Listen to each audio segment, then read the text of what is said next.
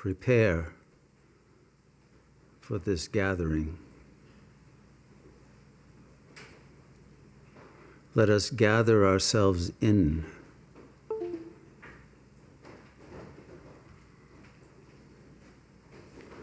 By bringing the attention inward to the deepest, inmost self.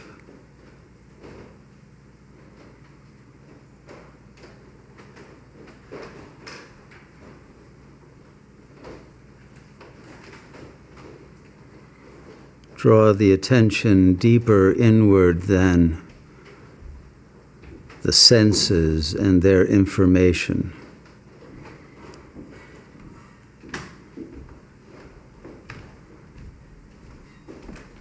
Deeper inward than the physical organism.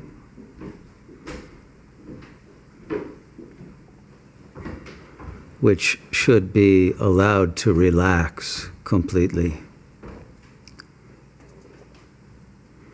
and to be freed of tension or stress or tightness.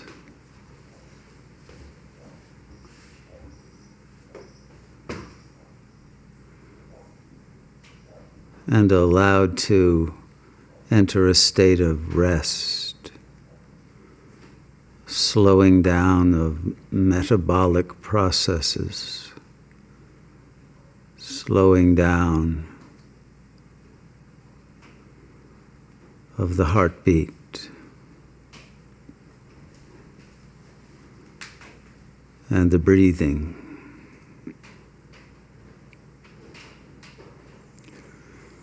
But gather your attention inward even deeper. Notice the pranic flow of life energy through the physical organism and around it.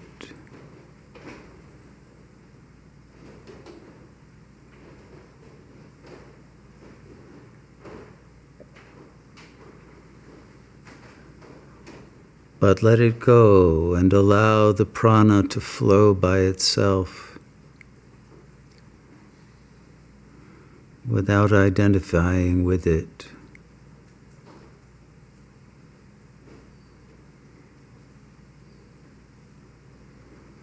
And going deeper inward than the vital sheath.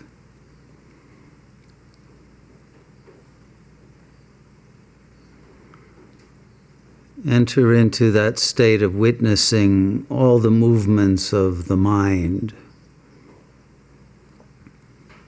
Thoughts, emotions, reactions, impulses.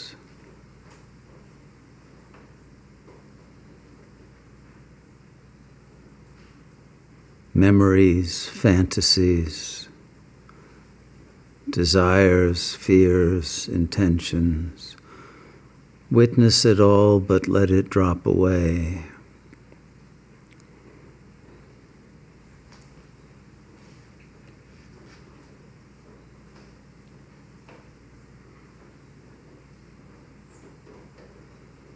And gathering yourself even deeper within, enter the silence.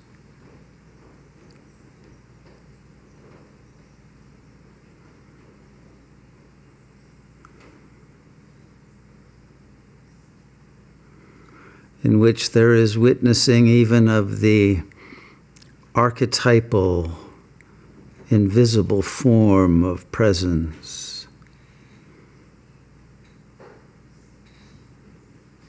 As a singular manifestation of the universal.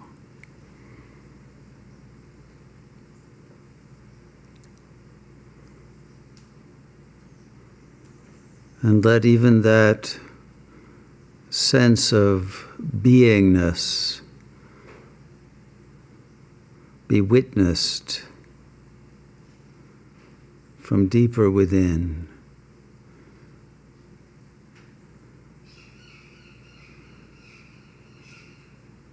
in that innermost core of awareness, beyond words, neither being nor non-being.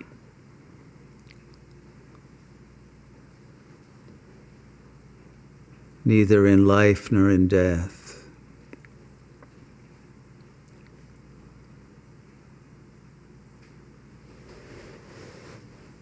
And enter into that depth in which all care is released, into the state of vairagya, dispassion, indifference to the flow of time and space, to the condition of mind or body.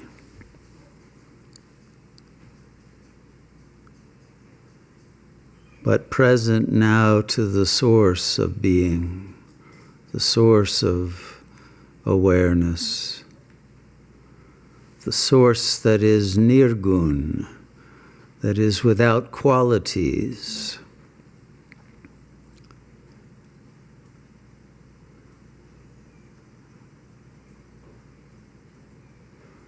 The source that is ever present.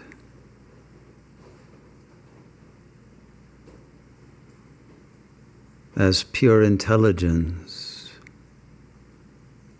beyond thought, with no need of thought.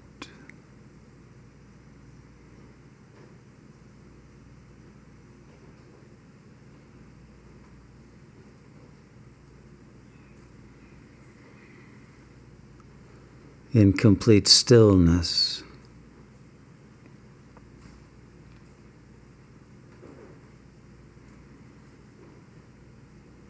Timeless.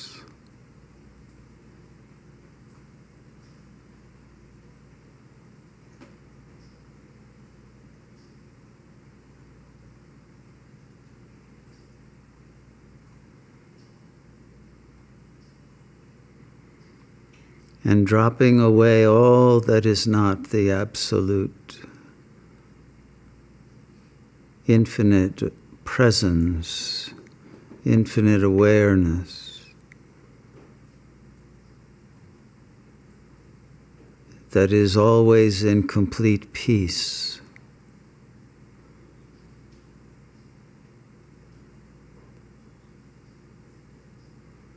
That is boundaryless.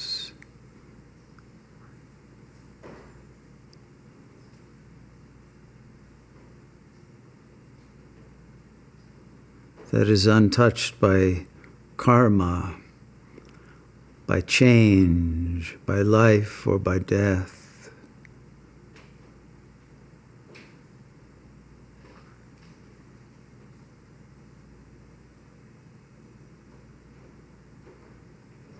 Establish the attention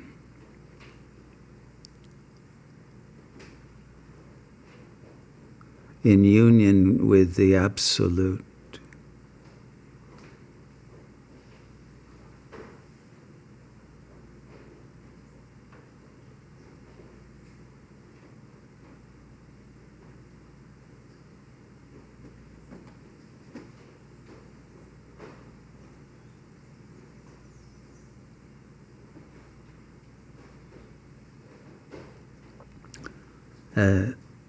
Establish the attention in that state that is purely non-personal.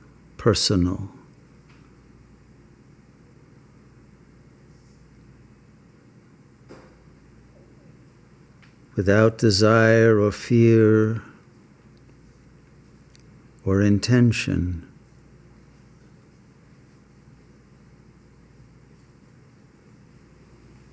A field of consciousness, uncreated, unborn, with not either beginning or end.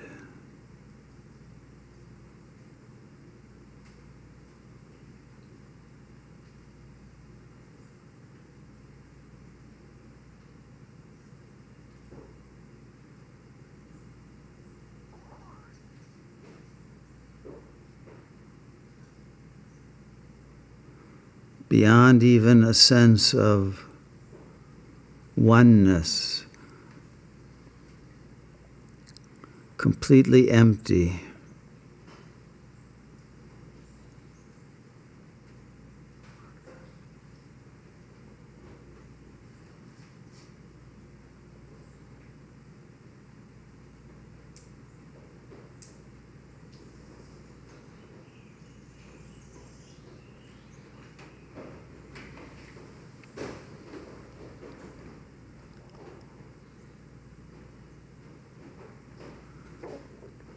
And let there be so total a surrender to the emptiness of any sense of an individual consciousness.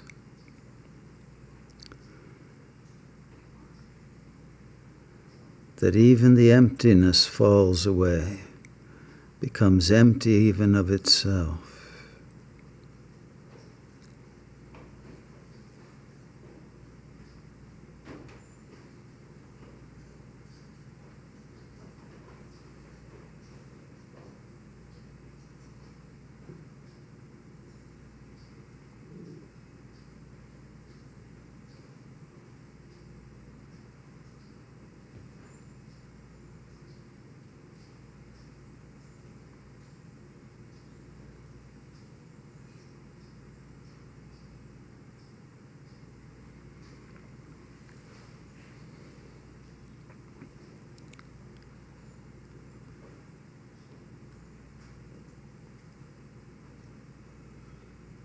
And so completely empty is this emptiness that it is infinite fullness as well.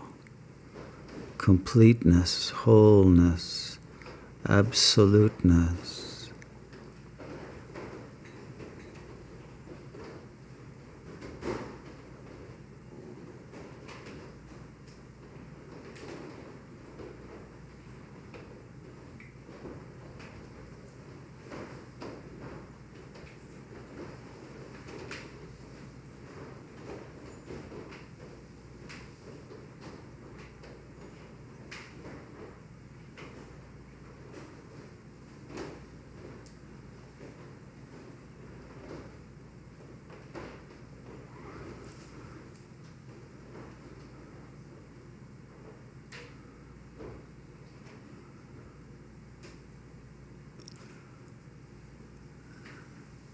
And as there is a complete letting go into this emptiness that is fullness, complete letting go even of the letting go,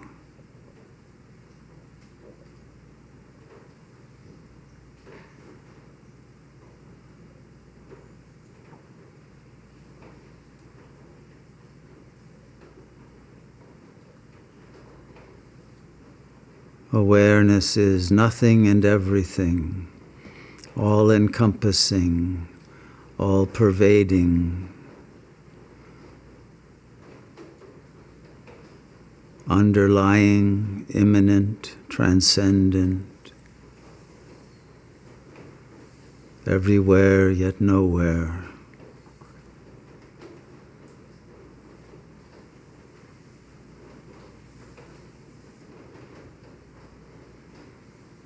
Impersonal and yet with the intelligence that can personify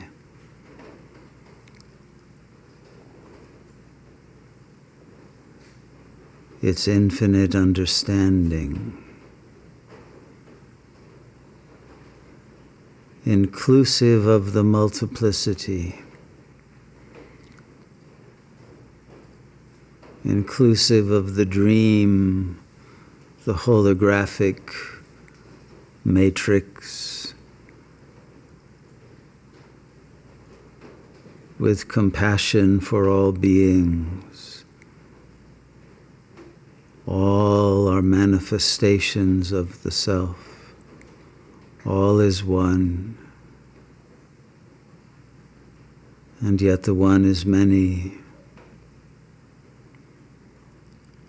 And the many are all connected by recognition, by love,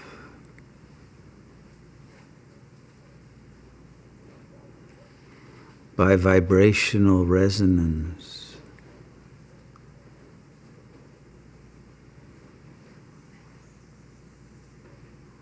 All are contained in the infinite field of pure awareness.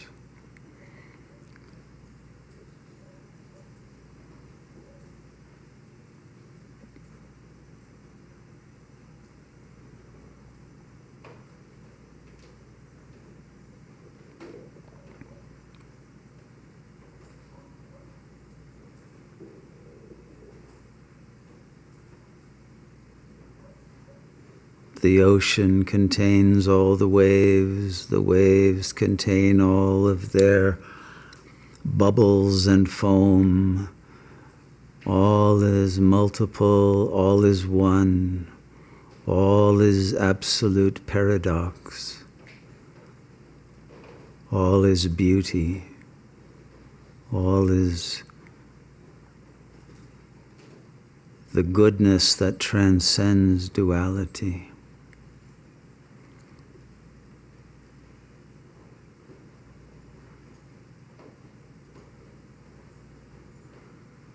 There is only this infinite awareness that has no judgment,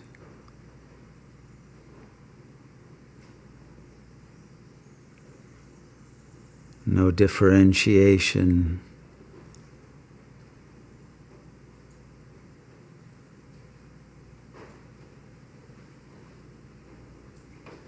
no sense of separation.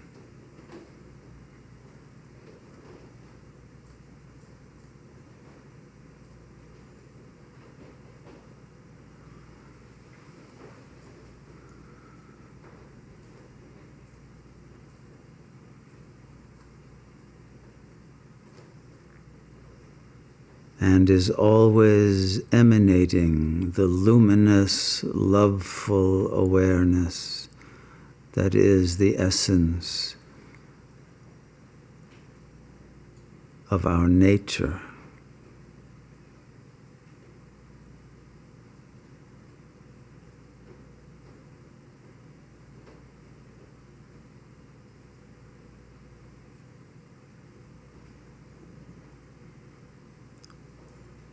All that is real is the self.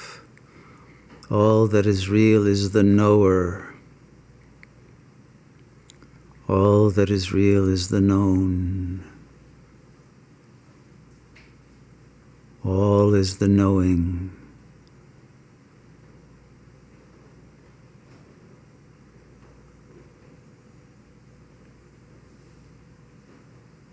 And the knowing knows only itself.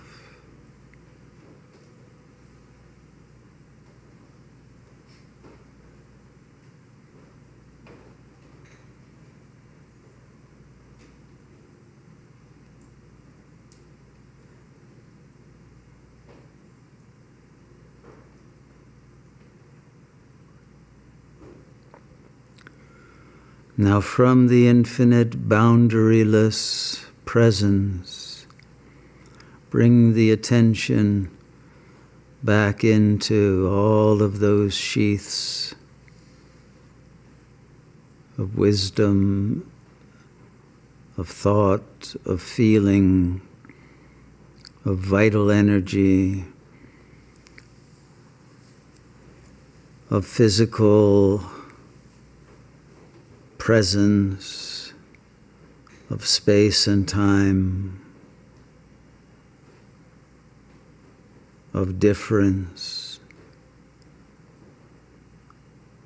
without losing the center, the indifference, the non-difference, and feel the integration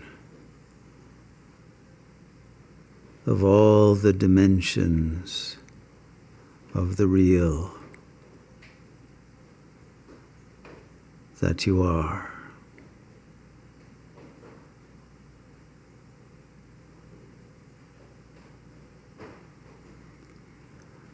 And by the simple awareness of the self, all the old drama of the ego becomes obsolete and falls away.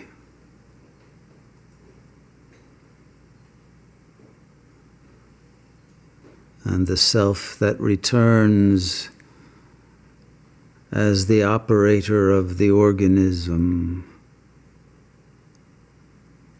knows true freedom.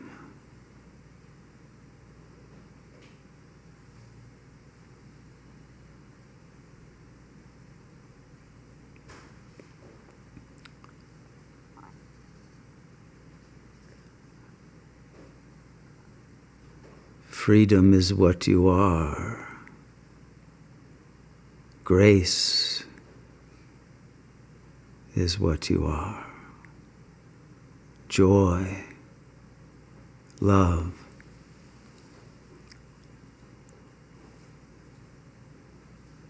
absolute simplicity.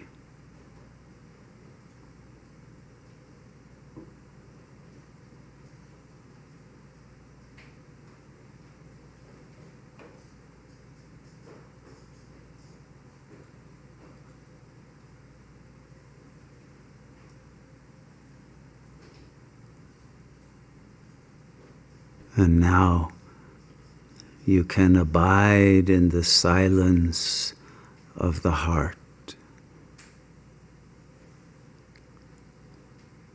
liberated from illusion, from suffering.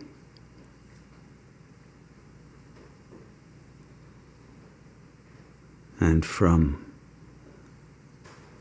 the past.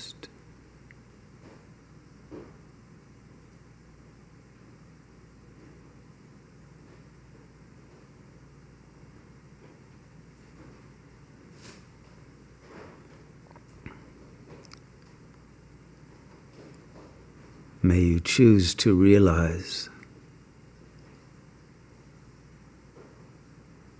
all is new, all is eternal, all is divine.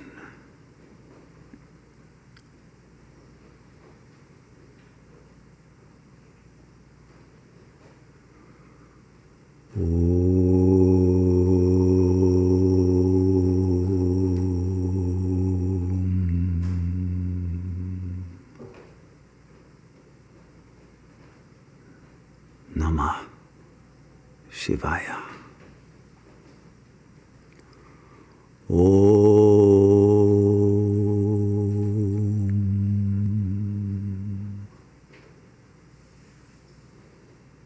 Shivoham. Om Tat Sat.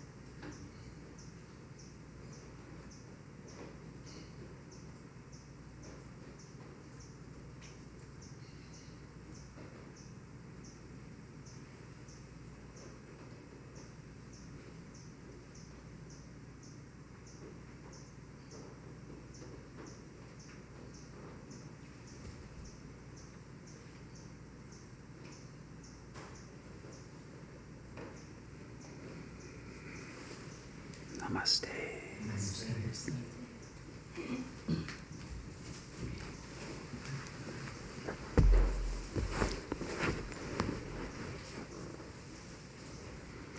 Welcome to everyone.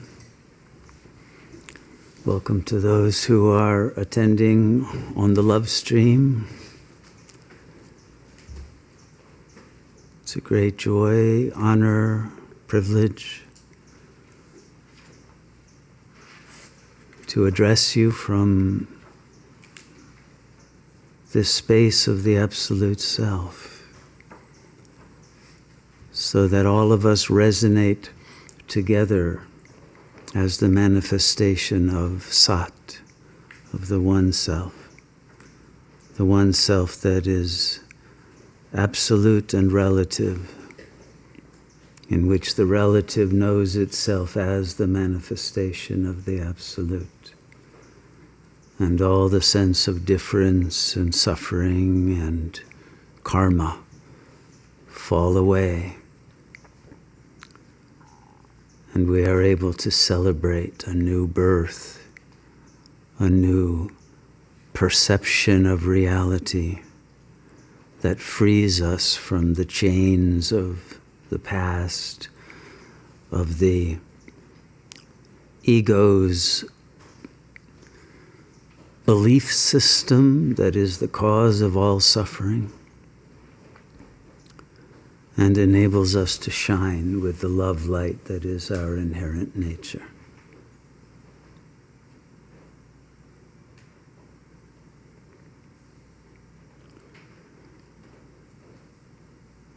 A satsang is a space for gathering inward into that Absolute Self that has never been born or created and never been touched by suffering.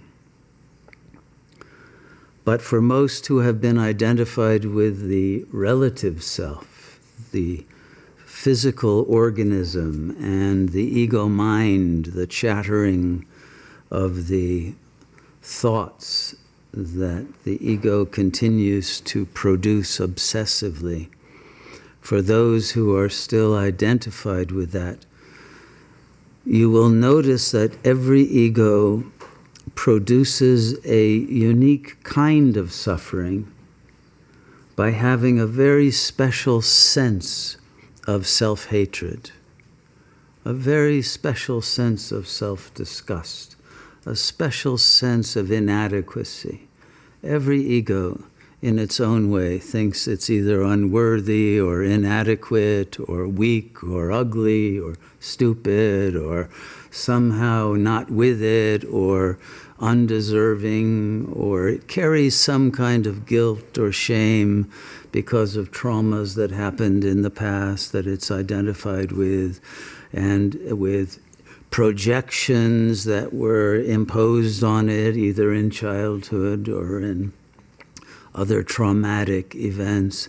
Every ego holds on to some belief about itself and about reality that is the cause of all of its anguish, all of its attitudinal, self-defeating nature. And yet none of it is real. None of that has any validity. It's a narrative fiction that the ego holds on to because that's all it has to identify with. And if it lets go of that, if it opens the hand of thought, as a great Zen Roshi spoke of in a very fine teaching and a book, if we can open that up and let go of that belief system of the ego, we are free.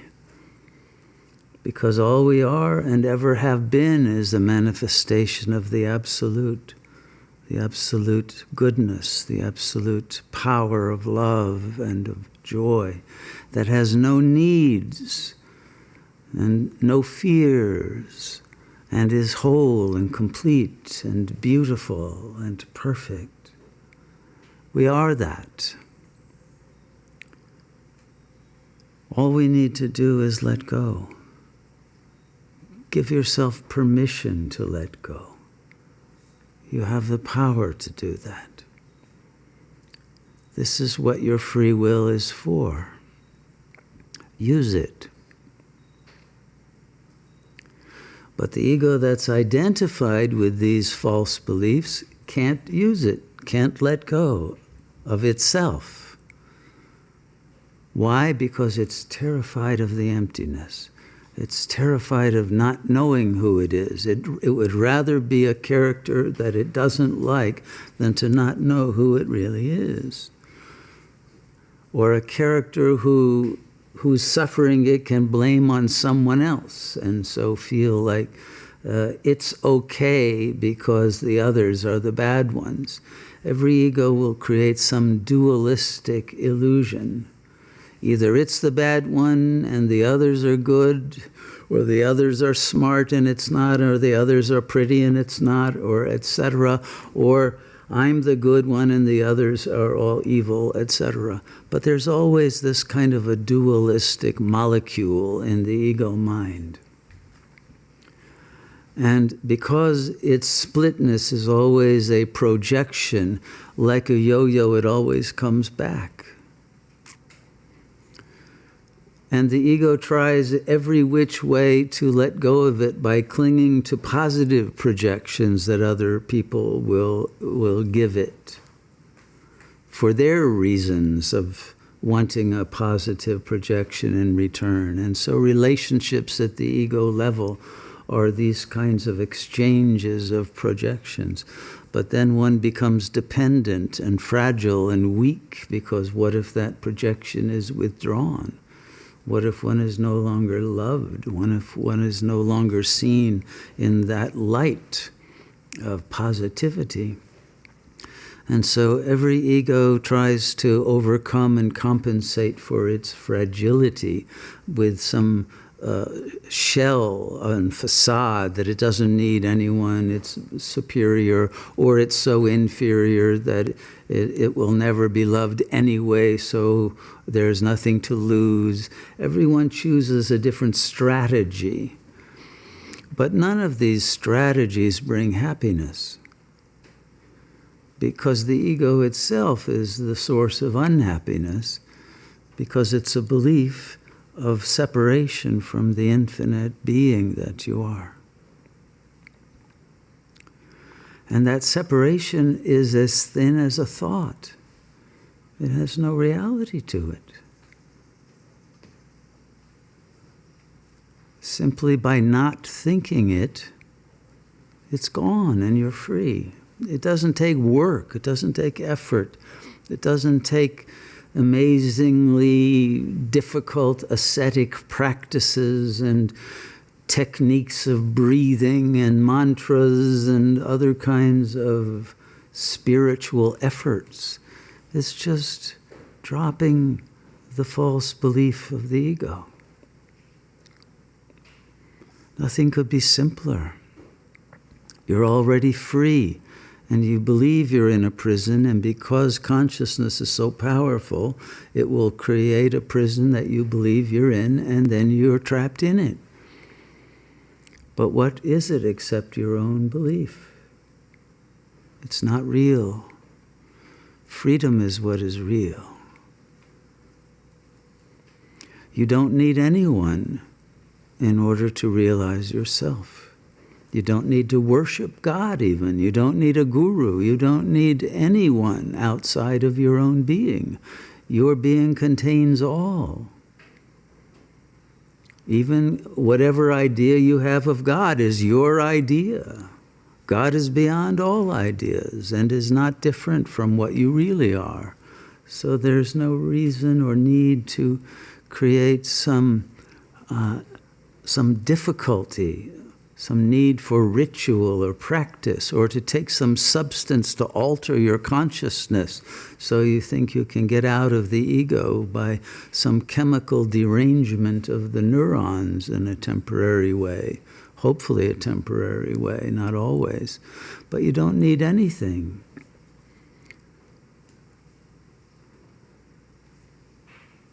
You are already free. simply by accepting yourself completely and being present in the silence and allowing the life energy, the energy of consciousness, the energy that is what is real within you, to fill you with the delight, the ecstatic joy of being.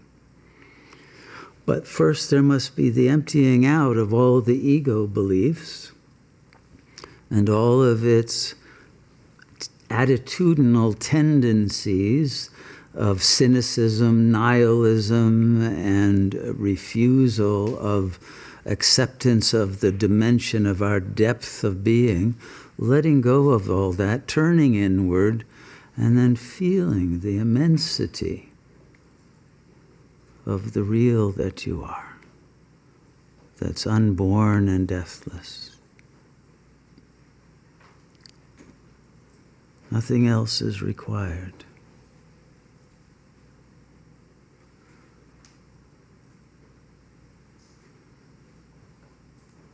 And as we enter into the phase of the collective illusion that we are now in,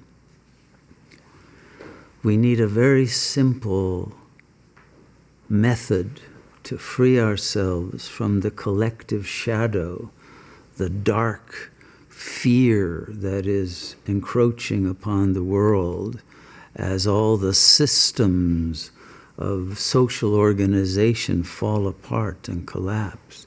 We have to find that real strength that can enable us to reunite at a higher level of consciousness with that unitive intelligence that can give rebirth to a planetary society that lives in divine unity, peace, and love, without conflict, without war, without negativity.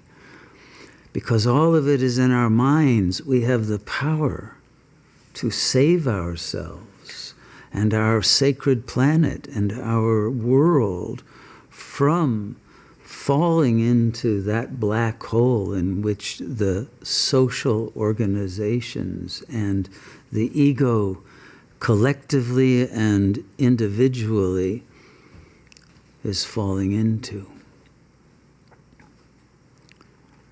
But it requires us to free the consciousness from its negative beliefs and from the emotions that create anxiety, depression, despair,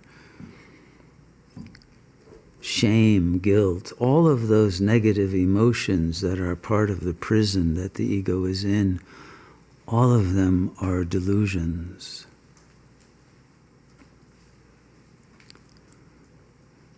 So your freedom, your joy are inherent to your nature. You don't have to buy them or acquire them or make effort to find them. You just have to let go of the illusion of lostness and realize that you have always already been found by the one self who holds you with infinite love.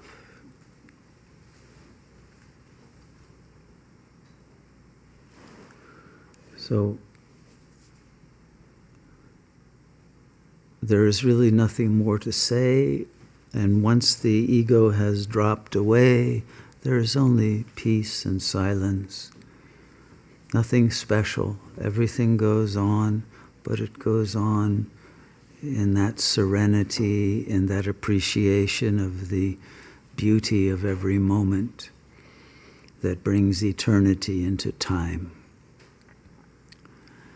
and brings the power of the dreamer into the dream, fully awakened.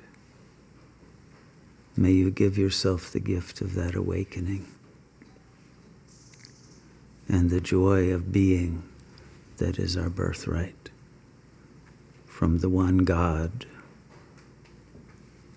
who abides in the heart of every being.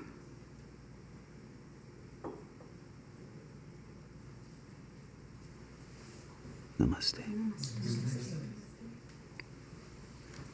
So the floor is open.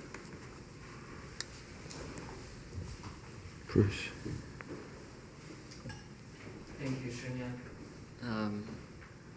We want to welcome everyone who's joining us online and part of our virtual community. We have people from all over the world tuning in with us today, from Poland, the Netherlands, the US, Spain, Scotland, Germany, the UK, Canada, Austria, Japan, India, Turkey, Sweden, Greece, Belgium, Portugal, Peru, South Africa, Russia, France, Denmark, Brazil, Slovakia, and Chile. And I'm sorry if I missed anyone. Our first question comes from one of our members. Welcome to everyone. Thank you.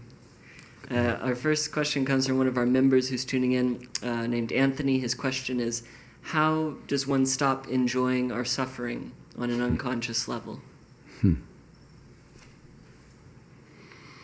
First, make it conscious that it is your choice to suffer. And then realize the feeling that comes when you experiment with letting it go, with witnessing it without identification. A feeling of great strength will come, and a feeling of great serenity. And clarity will come, so that not only the suffering, but its whole context, its whole meaning, its purpose, the wisdom that it contains once it is sublimated and juiced and turned into its essence, that alchemical process of burning away the suffering, dissolving it, but taking in its vapors and allowing them to reach the highest level of vibrational frequency, you will discover that in that suffering there is great power, great wisdom, great love, and that all that suffering was a seed that was meant to blossom into a divine nature that was always latent within you, and that its energies, once sublimated, once surrendered to God, once recognized for what they are in the truth of your being, they become the powers to help as a healing catalyst for all those who are still suffering.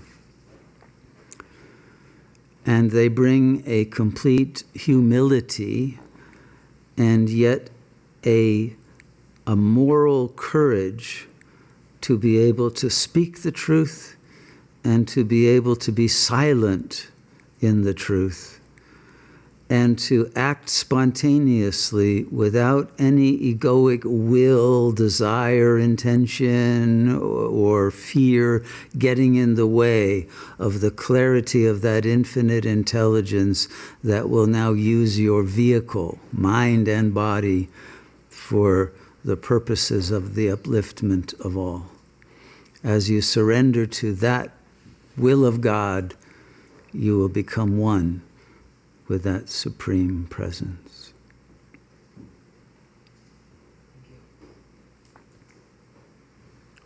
Is there anyone here with a question? Jose, there's a microphone. Thank you, and for this, and also for the essays in Spanish. And the question is about that. In Spanish, there are terms like Jnana, jnana. Yeah, we call it jnana here. Here is Jnana. That's how it's generally pronounced in India. Okay. And ahamkara, which is ahamkar, right? The same. Same. Okay. And the other one is that I have seen that there are a few things that I really understand from your book and from Ramana's teachings. I mean, I understand the words, but it is different. It is, one thing is reading and the other thing is understanding. Yes. And it would be useful to have a type of dictionary or glossary for example, incarnation. You know, it comes, like the real and complete meaning is that it comes from the Spanish word carne, that means in English meat. That's and right. Samadhi, that means union, mukti, all those type of things that have been difficult for me, and so I appreciate that comment, Jose, and we have actually been working on a glossary. I think Purusha has a draft of it, and soon we will hopefully have it complete with all the words that you want and translate it into Spanish, and maybe you'll help do the translation. yes. Okay, wonderful. So thank you for that. Hey, thanks. Is there anyone else here who? Vajra? Thank you for this teaching. I always appreciate how not just possible you make it seem to realize the self, but that it's just our nature. That it is what it is. That's a fact. And I had a question. When you said the ego can't let go into the absolute because it's terrified to face the emptiness, how can the ego, or does the ego gain that courage to face the emptiness? No, what happens is suddenly there's a realization that you're the witness of the ego. You thought you were the ego, but you're not. The ego is just a bunch of thoughts going across the screen of the mind, and you were witnessing it and entranced, literally hypnotized by those words, and identifying. When the word or the thought I came, consciousness identified and think that, well, that thought is about me. I want a cookie, says the thought, and so then the body goes for the cookie. But that is only a thought, and when you realize you're the witness of it and you say, no, I don't really want a cookie, that thought is crazy, and it will be deleted then from the program, and you'll realize that that thought belongs to an operating system, which is a belief system about who you are. And that system was one that you took in when you were a young child, and had certain needs and certain fears and certain motivations that were only appropriate to childhood. But they're somehow still there, even though you've outgrown them, because you never went through that rite of passage of ego death and rebirth with a truly adult consciousness. So everyone's running around, whether they're 40, 50, 60 years old, still as kind of a 3-year-old child, and they regress to that state, even though there are higher strata that have been added to it. But as soon as there's stress, you fall into the terrible twos, and you have a temper tantrum or a meltdown or some other dysfunction. And so the problem is that we've never let go of this larval stage of development of consciousness, and even though we've built higher levels of the structure of the ego, it has always been based on these initial false beliefs that even though they may have been modified with time, they still remain as traces of feelings, of trauma, of self-doubt, of fear of abandonment, all of those things that a child will feel because of its inability to use its body, its motor skills haven't developed, it's still breastfeeding, or it's still in a state of total need of the mother's presence, etc.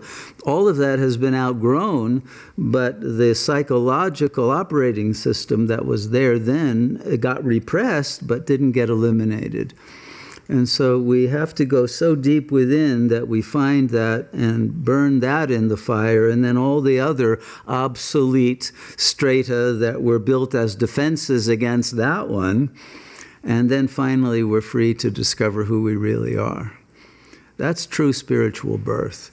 So there's physical birth, there's psychological birth as an ego, there's development, and then there has to be ego death, and then rebirth as pure spirit. That's the phase that we must now be in, and free ourselves from all of those confining beliefs of the past. And when we do that as a microcosm and then as a collective communal energy field, then the morphogenetic resonance of that vibration of spiritual freedom will spread throughout the world and enable a great awakening and a great renaissance of our divine nature that will miraculously change the trajectory of history. But we must make this shift now. Thank you. Thank you. Okay. Okay, a question from another one of our members, Michael. Michael asks, I would like to ask you if you could speak towards the term samadhi, its various stages, and Sat Yoga's understanding of such. In Sat Yoga, we focus on sahaja samadhi. So the samadhis that are part of Patanjali's yoga system, which include the savikalpa, nirvikalpa, savitarka, nirvitarka. There are many different names and many different, let's say, transitional phases that come in the meditative state. But what we want to realize is that all of life is a meditation. That since you're not the body, it doesn't matter if the body is sitting still or is active. And so we're meditating when we're walking, when we're eating, when we're working, whatever. Where that state of presence of the absolute self that knows it's not the body and it's not the chattering mind never changes. And that samadhi is always with us, even though the attention may not be present to it, it's always there. So the practice is simply realizing that the absolute self that's completely peaceful, bodiless, and eternally present is what we are. And that realization may begin as a symbolic understanding. And then by focusing on what does that really mean, as Jose said, what does that really mean that I am presence that is not the body nor the mind, okay? It's the habit of identifying with thoughts that causes all the problem. And once there is that disidentification from thought, you are in sahaja samadhi. And then even though thoughts will happen, they will be spontaneous products that come from the absolute self, that are part of one's service in the world with one's vehicle. But there will not be any disturbance, there will not be any frustration, anger, sadness, projection, or any disturbance of one's peace. And one accepts that every moment of this world drama is perfect and has something to teach. Even something that is painful has something to teach you that you would not have learned otherwise, and therefore the pain itself will bring joy rather than suffering. So there's a difference between pain and suffering. And if our attitude is one of learning from the world as the reflection of the intelligence of God that is meant to bring us back into God consciousness, then every moment will be one of total awe, joy, amazement, wonderment, and the appreciation of the precise beauty of God's work. And we are part of that work, and because we are not different from that same intelligence that created all, we are in a state of bliss. It's that sahaja samadhi that is blissful living without needing any separate rituals or periods of time to find yourself, because you never have lost yourself. That's the samadhi that Sat Yoga is about.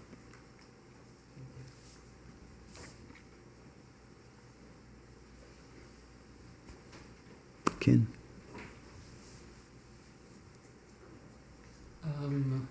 Thank you for this teaching. Someone once told me that spirituality is more like a slide than a ladder or a staircase, because you go up, up, up. Then if you don't keep going, you slide back down. And I'm reading this book where it's explained that in spirituality you can go up, but as long as the anvil of materiality is still attached to your leg, it can take you back down again at any moment. And so I feel that I get into joyful meditations, Mm-hmm. but even there, the mind is still going. And Yeah, I of notice course. how I'm enjoying the thoughts in the joy of meditation. Mm-hmm. And then I go to bed and I try to meditate the next day, but then it already feels again like that anvil of material is there. Mm-hmm. Yeah. So how to deal with that? Okay, well, I think what you're describing is probably common to many, but it's not really spirituality. It is proto-spirituality. One could even say pseudo-spirituality, because it is the attempt of the ego to appropriate the bliss. The ego is trying to climb up and yet will always fall back down. Why does it fall back down? Because it wants the enjoyments that it just climbed away from, and it wants its fix again. So yes, of course, the ego is going to go through this over and over again. And it's only when you are finished with going through that cycle of chutes and ladders over and over again, and realize that the problem is that it's the I thought that's trying to appropriate the spiritual state of bliss or of, let's say, detachment and freedom from addictive behaviors, etc. When you realize it's the I thought, and the I thought is the illusion that you haven't been willing to get rid of and dissolve, then it's not about what the I does. It's not about climbing any mountain or falling back down, because the self doesn't do either one. The self is witnessing this whole act and not at all being affected by it. Once there is that realization, then the real effort is to not make any effort at all, because you're already that. You're already the one reality. And the making of effort has the secret intention by the ego of making sure that you never go through ego death. But you will always come back to the ego and to its enjoyments, which will bring more suffering and then more of the need for some inner or outer pilgrimage to cleanse yourself and try to find God again. All of that is a game that the ego has invented. Okay? There's really no such thing as spirituality. There is only consciousness, and it's already pure spirit. It doesn't have to do anything. So once that is recognized, then all of those false efforts fall away and you're already in bliss. There was never any anvil or any chains of any kind. That was only the imagination that was used to make sure that the ego gravity and solidity and sense of separateness would stay with you. At the moment when you want to be free, you will be free. Because you are free. It's a choice, and that choice then will end the game forever. Thank you. Yeah, I recognize that, getting a fix and then using that energy again for enjoyments. So thanks. Mm-hmm.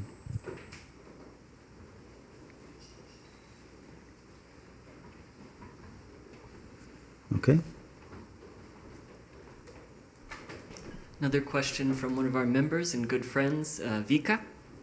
Vika says, can we heal all trauma, karma, and physical disease by meditation and awareness only?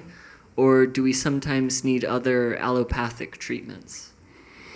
Oh, yes. I think it's important to make use of any help that can be gained from whatever sources. But remember that everything that happens has a meaning to it. And what is wanted is to get to the core of the meaning of a symptom of suffering. there are situations, because the body is mortal, that you will not be able to heal necessarily an illness or cure it, let's say. The healing has to do with the soul's acceptance of all that is, and of the reality that there is nothing to fear in the transition from a living body to a dead body. The consciousness does not die, and there is no need to remain attached to any situation. And when you really understand the meaning of the suffering, it becomes transformed into a kind of empowerment that, if it's accurate and appropriate, yes, the symptoms will fall away. And if it's not, the suffering will fall away, even if the symptoms remain. And the destiny that one's organism has become engaged in will be recognized as perfect. So it's the let's say the sense of a dissonance between the state of consciousness and the state of body that must be resolved. And that's usually there because at some level, and maybe a deeply repressed level, there's a feeling of the misuse of one's bodily organism, either in the past or in some fantasy that still is ongoing in the subconscious shadow. And once that can be resolved and one can truly stand behind one's being and support one's being, then that becomes a pranic flow of energy that has the ability to heal nearly any kind of symptom. So long as the body is meant to continue, then all healing is possible. But I also think that in practical terms, one can meditate upon this while still getting the help of whatever the medical establishment or the Ayurvedic or the Chinese acupuncture establishment, whatever any of these forms of healing can provide. And some of them may also give additional insight that one is not able to get. But I would also very closely observe your dreams and see what information they are giving you about the symptoms. And I think that sometimes dream work alone will give you information that you won't get from any other source and can't quite retrieve in a meditation. Once you have worked out what is the issue that is being reflected in the symptom and you resolve it in your consciousness, it will usually fade from the body. Okay.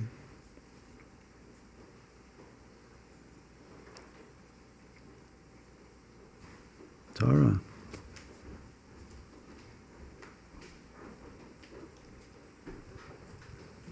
Thank you. You mentioned the collective shadow today, and I've been feeling this week, or imagining, like there's this kind of collective darkness, and I'm wondering, like I imagine from my years of being here that if one protects their aura and reaches the self, then one is not affected. But I'm wondering, is that the only way? Like, are we just prone to being affected by the collective until one reaches the self, or are there ways to keep ourselves free from that kind of danger?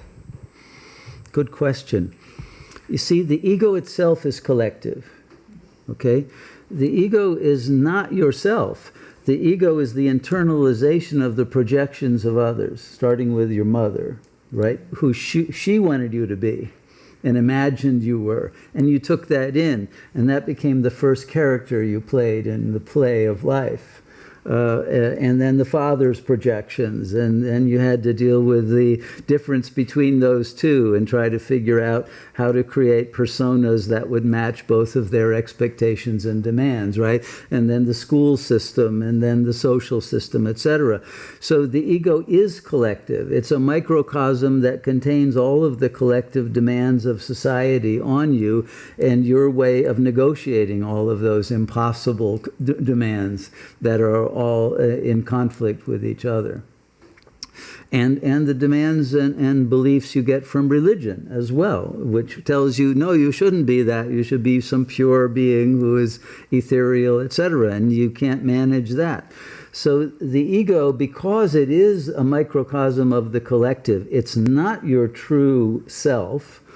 It can never be unified. It can never be untouched by the collective because it is attached to the collective. So if you're in an ego state and you turn on your computer and put on the internet, whatever website you're looking at, if it's news or it's whatever it is, you're going to be affected by it. And the reason you turned on the computer was to be affected by it. Right? If you didn't want some effect, you wouldn't have chosen to look at this. So all the information that you take in is affecting you.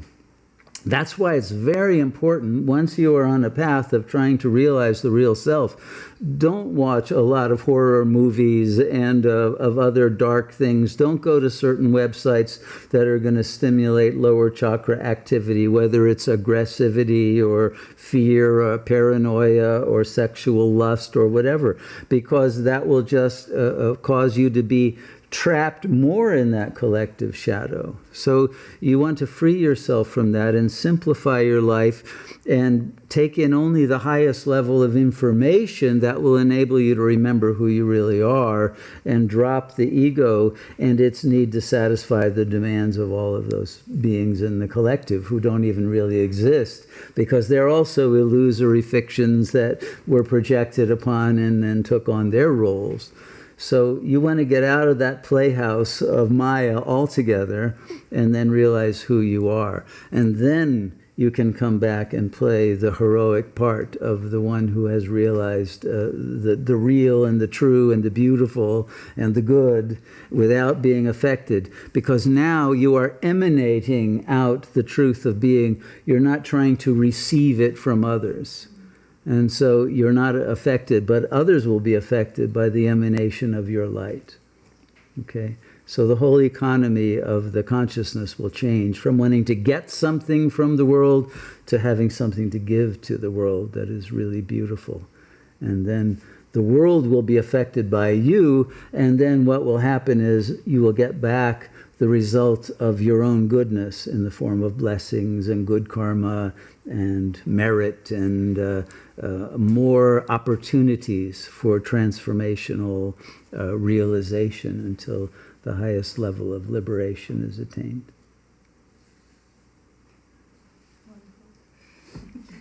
Thank you.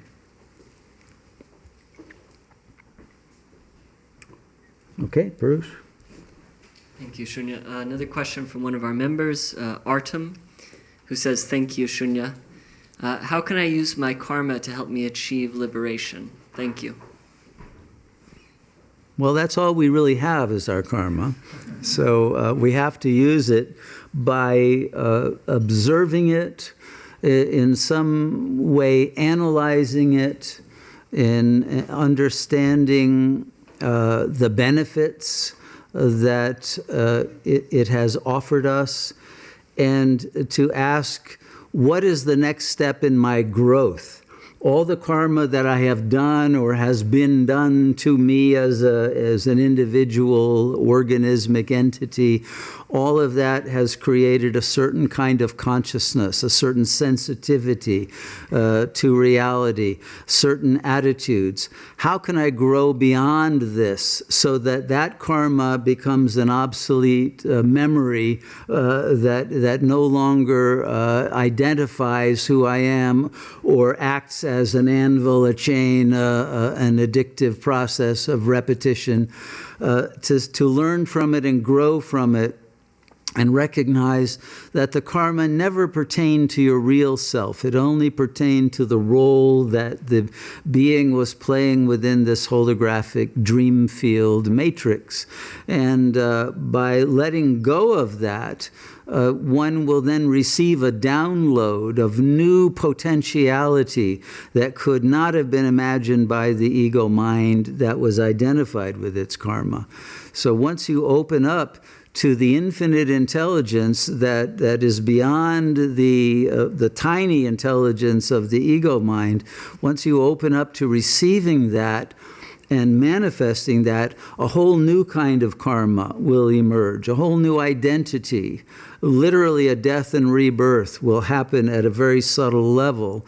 And that new karma, which will be more beautiful, more giving, generous, more sensitive to the needs of others, more compassionate, more wise, will lead to new synchronicities, new windows of opportunity opening for even higher levels of growth. And as long as you are open to keep letting go, keep learning, keep growing, you will discover ultimately that the absolute self has been guiding you on this path of growth all along, and you are returning to who you always were but had forgotten. And then you will be beyond karma. You will be karmatita, as they say. And instead of karma, you will see that there is a dream waiting to be redreamed. A dream in the mind of God, and that dream is given to you to be able to transmit by perceiving it as the reality that underlies the current appearance, and that is enabled now to come through into manifestation because of the purity of your own heart and your own surrender to that infinite beauty and joy that wants to manifest now for everyone. And because of your generosity of wanting to share the bliss with everyone, it will manifest on a planetary level. That's how our karma leads to the highest destiny.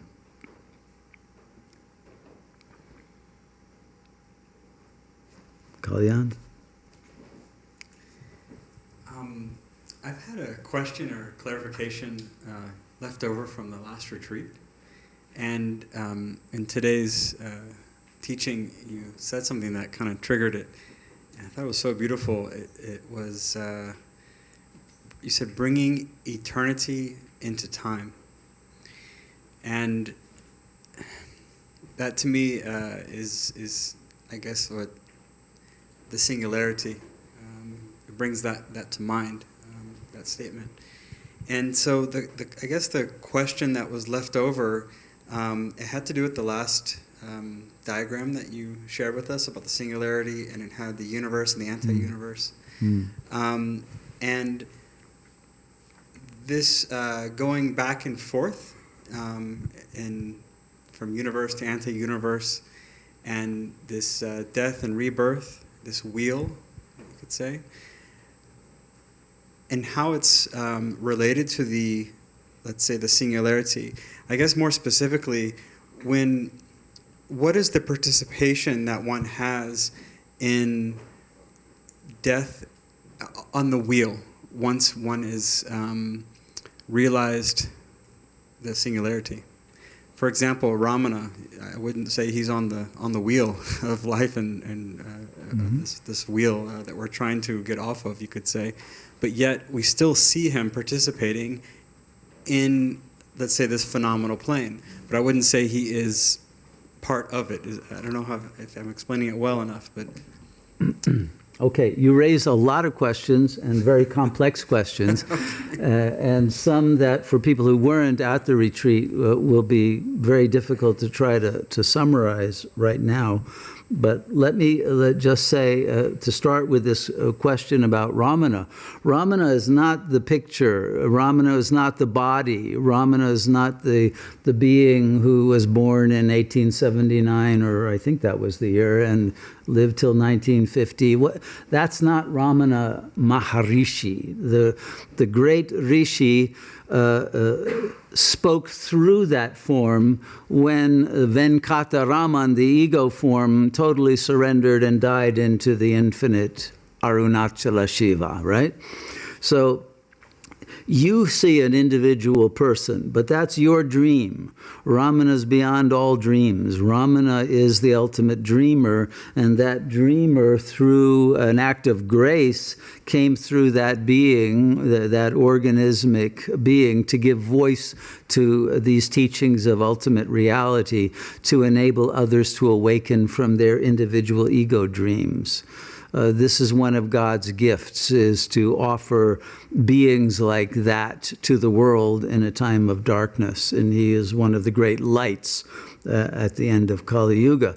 But the bodily being and even the teachings are only a manifestation of the emanation of a source that is infinite and never appears in the world and is beyond the world.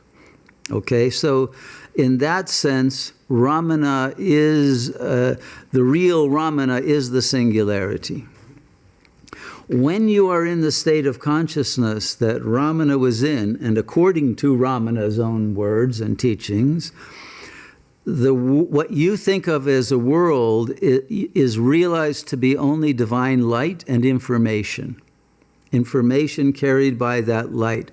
There's no such thing as matter, and there's no such thing as time or space. These are all categories of thought created by the ego level of consciousness. They are not real. And once you realize all there is infinite light, infinite intelligence, infinite bliss, and that can congeal as a world, but it is not actually a world. The world is a dream within this mind of light, this infinite intelligence.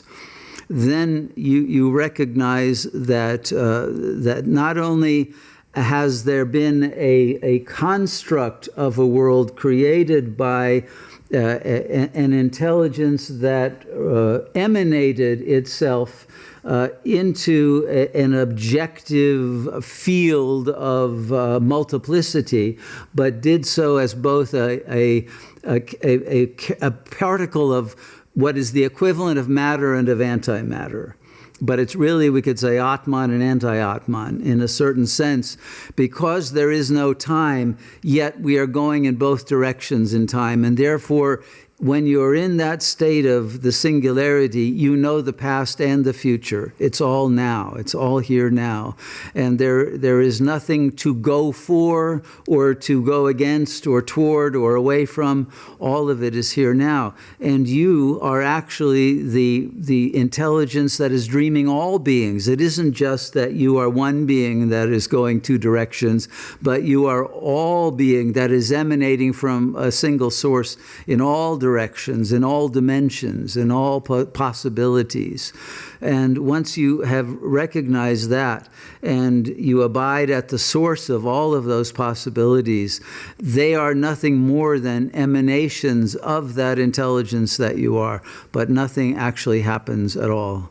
You are the changeless God self that emanates world upon world, worlds without end, amen, as the prayer goes. But that self is beyond all worlds and never touched by time or space or matter. All of that is an illusory projection of consciousness. Thank you. So to say that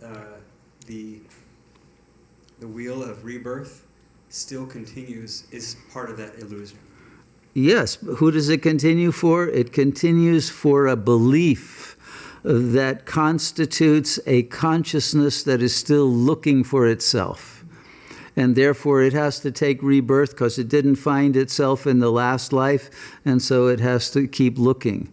and it has to keep learning. At a certain point, everything that needed to be learned is learned, and there's graduation from that wave in the ocean that we call the soul that reincarnates to the ocean itself. And then you're done. You are the whole wheel, and the wheel doesn't really move. And the infinite hypersphere that contains all and encompasses all, and yet remains infinitesimal and absolute nothingness, but a nothingness that is infinity. That paradox is what you are now, and in every moment of the illusion of time. Okay, we're almost done, but go ahead, Hanuman.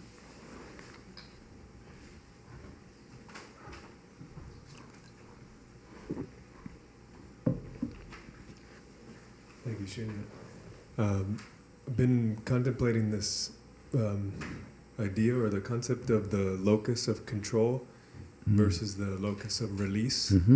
And it feels like the ego structure is the locus of control because it's creating all these strategies and defenses against everything that it's experienced, like you were explaining the Tara, the steps through which it's created. And then moving to the locus of release feels like what you've been saying and explaining about expanding and letting go of everything that you think you are, so that you can realize the infinity of what you truly are. And so it feels like a very important and useful transition, and I'm trying to understand because it feels like when I remind myself release, like every time I feel I'm holding on to something or I have identified with a thought or a narrative or a story, I try to remind myself to release it, because it's not really what I am, and it's not really what I want or what I really think. And so what I feel happens is that there's still someone who's trying to release something. And what is that locus of control? How does that locus of control get released? Well, that's the actual locus, is the I thought. And as soon as there's an I thought, then that I thought needs to control everything else, because it feels out of control. And it also lacks any essence, because it's only a thought. And so it needs to get supported by matter. It needs to fill its lack with other people gazing at it to tell you you really exist when you don't actually, as that ego, and to give you energy and attention and all of that. So the ego, because of its weakness and fragility, because it's not real, becomes more and more controlling. And when you realize that you're not that I thought, and you release your identification with it, you let that go, then everything it was trying to control is automatically released. That's what you have to do, is surrender the I thought itself to the infinite intelligence that you are. And then there's no one left that needs to do anything. Okay? Thank you. Yeah. So I think that it's time to end this particular gathering. But we are always in sahaja samadhi. We're always really the one self. Even if our attention goes elsewhere temporarily, the one self is all that is real. You are that now. You don't have to climb a ladder or fear falling down the chute. The self is unchanging. And witness those things happening, but witness it without interest, without fear, without an obsessive concern for the ego. And as soon as you are indifferent to the ego, it falls away, because it's only there as an entertainer. And when it can't entertain you anymore, it's out of business. And it falls away and dissolves into the infinite intelligence. That's much more entertaining. And you will have the real bliss that no ego doll can give you. And so why not enjoy that instead of cheating yourself? So I'll make one last comment before we adjourn, and that is, everyone in all of those countries of the world that Purusha read out, where you happen to be physically located on a bodily level, you can reach liberation wherever you are.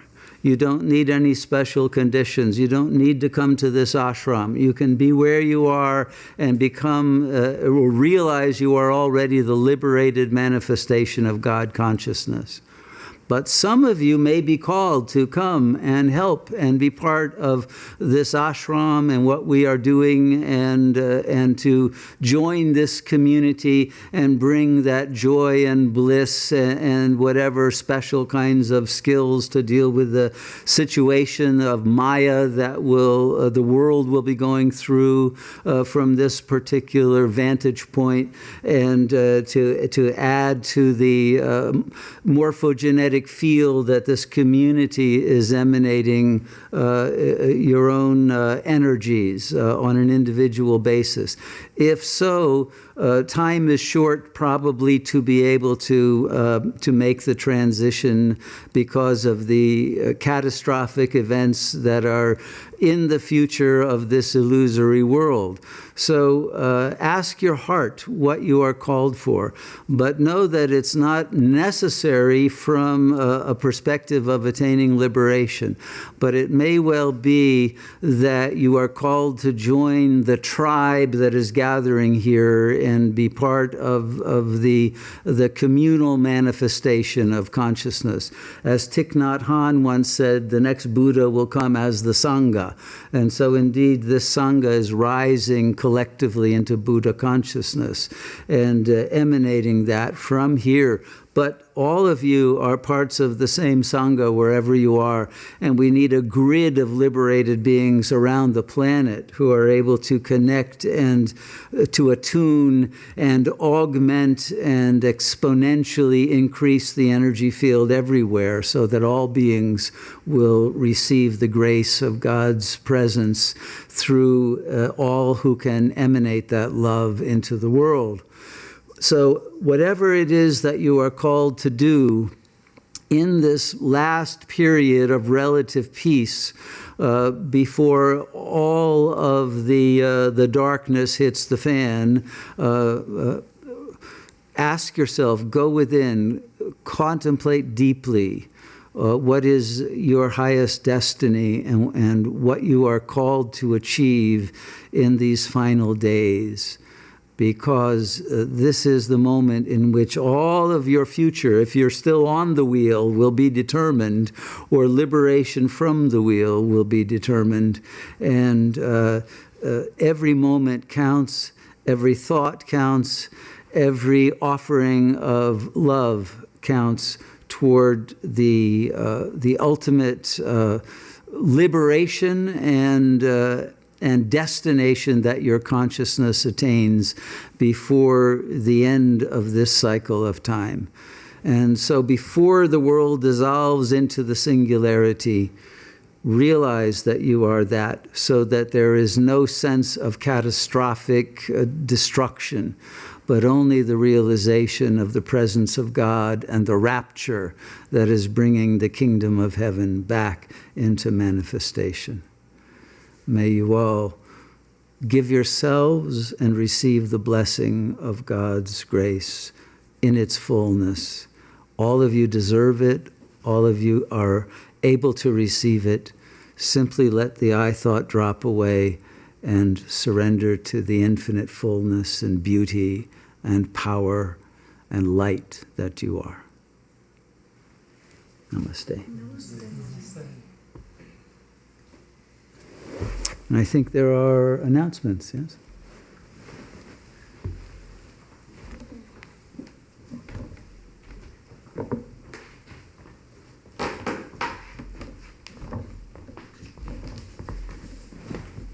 Namaste. Namaste. Well, I think Shunyamurti just made all the announcements, and so thank you for that incredible satsang and for those. The call, putting out the call. My name is Nirgun. I'm part of the outreach team, as we call it here at the ashram, which has the great honor and privilege to disseminate these incredible teachings to you all, our online community. It's really incredible to see how our YouTube channel has been growing exponentially over these past few months. And we're so grateful for your participation, all your comments and questions. It's really heart-opening for all of us here at the ashram, but also and especially for Shunyamurti, who really takes great joy in seeing how these teachings have been impacting you. So I would love to second that invitation to join us here at the ashram. If you're not yet able to do that, then you can join our members section, which offers those teachings that are too secret, too potent to be able to share on our social media channels. And you can do that by following the link in the description below, which gives you also a 10-day free trial to explore all of these incredible teachings that are available up there. I also want to take this opportunity to introduce you to the DHARMA BANDHARA, which is our online store, which has been completely revamped and relaunched.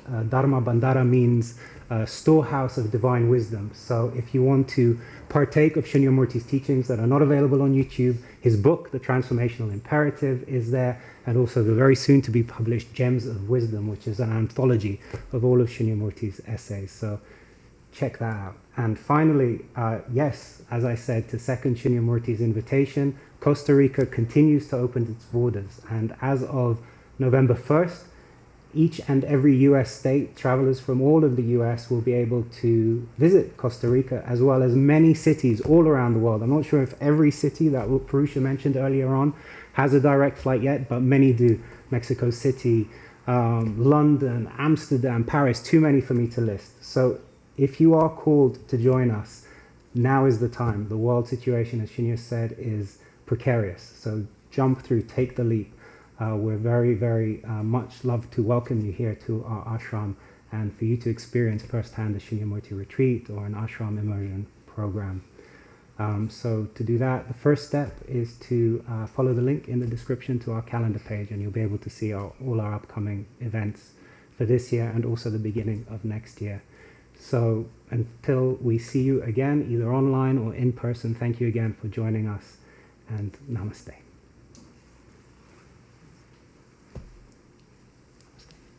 Namaste.